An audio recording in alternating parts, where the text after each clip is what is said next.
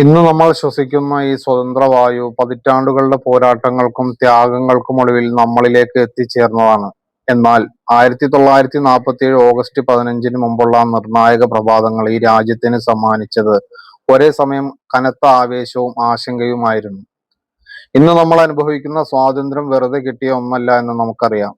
എന്നാൽ 1947 ഓഗസ്റ്റ് 15 മുമ്പുള്ള ദിനങ്ങൾ ഈ രാജ്യം എന്തൊക്കെ വൈകാരിക മുഹൂർത്തങ്ങളിലൂടെയാണ് കടന്നുപോയതെന്ന് അറിയാമോ? കൃത്യം 79 വർഷങ്ങൾക്ക് മുൻപ് ഇതേ ദിവസം ഇന്ത്യയിലുടനീളം ഒരു വശത്ത് സ്വാതന്ത്ര്യത്തിന്റെ അത്യന്തം ആവേശം അലതല്ലുമ്പോൾ മറുവശത്ത് ചരിത്രത്തിലെ ഏറ്റവും വലിയ ആശങ്കയും ഭയവും പടരുകയായിരുന്നു.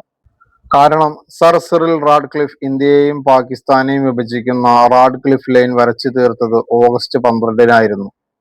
സ്വന്തം വീടും ജന്മനാടും ഏത് രാജ്യത്താണെന്ന് പോലും അറിയാതെ ദശലക്ഷക്കണക്കിന് മനുഷ്യർ ആകുലപ്പെട്ട നിമിഷങ്ങൾ.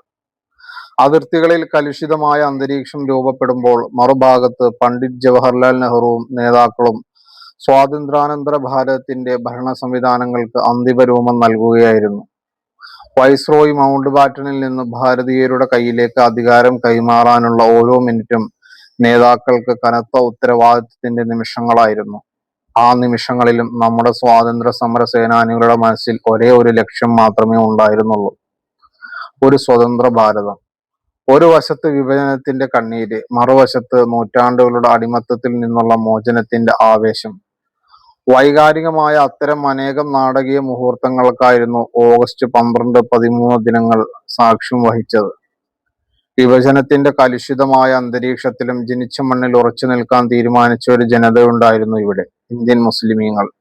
രാജ്യം പിളർന്നപ്പോൾ ഭയത്തോടും ആശങ്കയോടും കൂടെയല്ല, മറിച്ച് ഈ മണ്ണിനോടുള്ള അറ്റുപോകാത്ത സ്നേഹത്തോടും പൂർണ്ണമായ വിശ്വാസത്തോടും കൂടിയാണ് അവർ ഭാരതത്തെ തന്നെ തങ്ങളുടെ മാതൃഭൂമിയായി നെഞ്ചേറ്റിയത്. എന്നാൽ ചരിത്രത്തിന്റെ താളുകളിൽ ചോരയും കണ്ണീരും പടർന്ന ആ തീരുമാനത്തിന്റെ പേരിൽ തലമുറകൾക്കിപ്പുറവും അവർ ചില തെറ്റിദ്ധാരണകൾക്കും പഴികേൾക്കലുകൾക്കും ഇരയാകേണ്ടി വരുന്നു എന്നത് ഒരു നോവുന്ന സത്യമാണ്.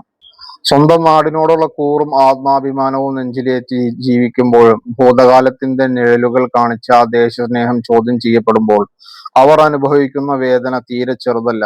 അന്നും ഇന്നും ഈ മണ്ണിന്റെ വായുവും സംസ്കാരവും തങ്ങളുടേതു കൂടിയാണെന്ന് ഉറച്ച ബോധ്യത്തോടെ ഭാരതത്തിന്റെ പുരോഗതിക്കായി തോളോട് തോൾ ചേർന്ന് നിൽക്കുകയാണ് ആ മനുഷ്യർ.